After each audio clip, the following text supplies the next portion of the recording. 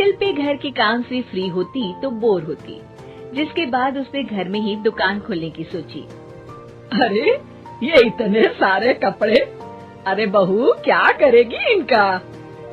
माँ जी, मैं घर में बोर होती हूँ तो सोचा सामने के कमरे में कपड़ों की दुकान खोल लूं। घर का काम भी हो जाएगा और 4 पैसों की कमाई भी। अरे वाह वाह, ये तो बहुत ही अच्छी बात है। मैं भी तेरी मदद कर दिया करूँगी।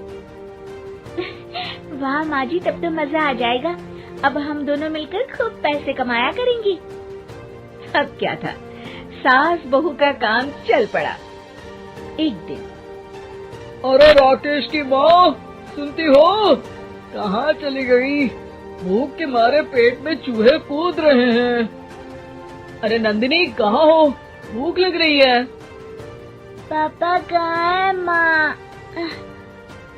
पता नहीं बेटा, भूख लग रही है। आज तो किसी ने चाय भी नहीं पूछी। तभी सास बहू घर के अंदर ढेर सारे सामान के साथ आती हैं और वो भी हंसती हुई।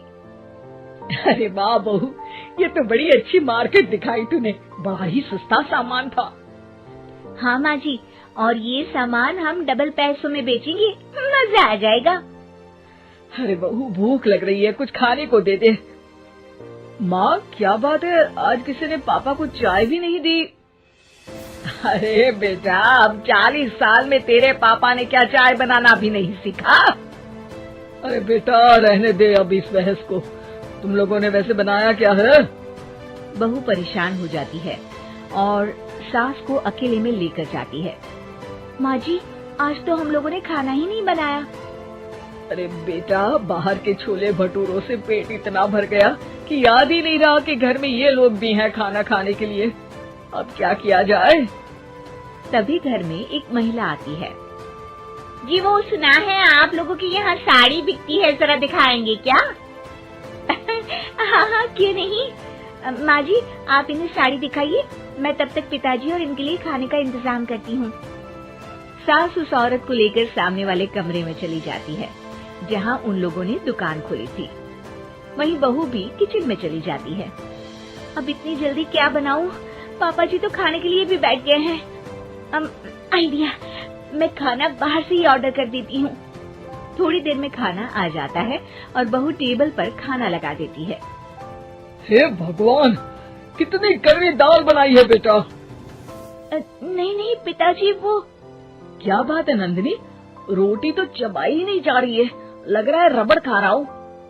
एक तो इतने महंगे होटल से खाना मंगवाया और वो भी इन लोगों को पसंद नहीं आया।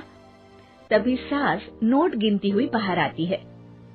वाह माँ जी, बड़ी कमाई हुई लगती है। हाँ, मैंने वो 2000 वाली साड़ी 3000 में बेच दी। अरे वाह माँ जी। दोनों सास बहू बहुत खुश हो जाती हैं। मेरे पेट में ना बेटा जोर का दर्द हो रहा है। अरे माँ, क्या हुआ? पेट में दर्द? बाहर का कुछ खाया था क्या? मैदा तो नहीं खा लिया? मैंने छोले भटूरे खाए थे। माँ क्यों खाए? आपको तो पता है कि आपको मैदा सूट नहीं करता। चलिए माँ को डॉक्टर के पास ले जाते हैं। तभी अंदर से पापा की आवाज आती है। हे भगवान, मेरा तो पेट खराब हो गया। सब पिताजी के पास जाते हैं। पिताजी, आपको क्या हुआ? खाना बासी था शायद।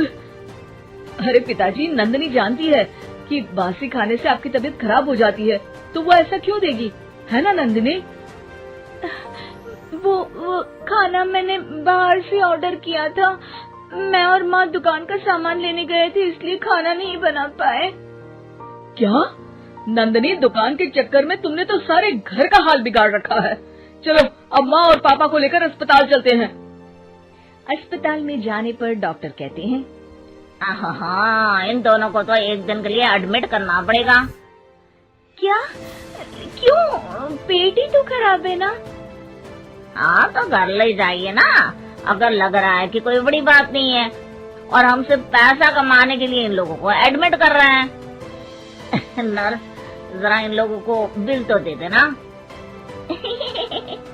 चलिए मैं आप लोगों को पैकेज लिखित समझा देती हूँ।